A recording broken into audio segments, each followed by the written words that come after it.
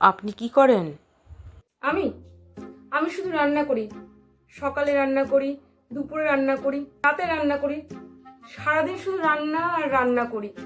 সপ্তাহে 7 দিন শুধু রান্নাই করি। ধরুন আমার খুব জ্বর হয়েছে, তো সেই জ্বর গায়েও আমি রান্না করি। আর জ্বর ভালো হয়ে যাওয়ার পরেও আমি রান্না করি। তারপর ধরো যদি আমি ওষুধ খাই, তো ওষুধ খেতে খেতেও আমি রান্না করি। ওষুধ খাওয়ার আগেও রান্না করি, আর ওষুধ খাওয়ার পরেও রান্না করি।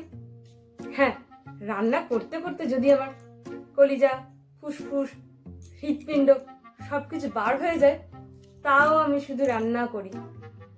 তারপর রান্না করতে করতে যদি আমার হার্ট অ্যাটাক হয়ে যায়, তো হাতটা নিয়ে করে চেপে রেখে তাও আমি রান্না করি। মানে রান্না করা ছাড়া আমরা আর কোনো কাজই নেই। আমরা কি করব? সারাদিন ঘরে শুধু বসেই থাকি, কোনো কাজ নেই, তাই শুধু রান্না করি। সারাদিন শুধু রাঁধতেই থাকি, রাঁধতেই থাকি, রাঁধতেই থাকি। ওই জন্য তো পাড়ার কাকিমারা বলে, এত পড়াশোনা করে কি হবে? শ্বশুর বাড়ি গিয়ে তো সেই খুন্তি নাড়তেই হবে। সেই জন্য আমরা শুধু রান্নাই করি। এই রান্না করতে করতে একদিন মরেই যাব।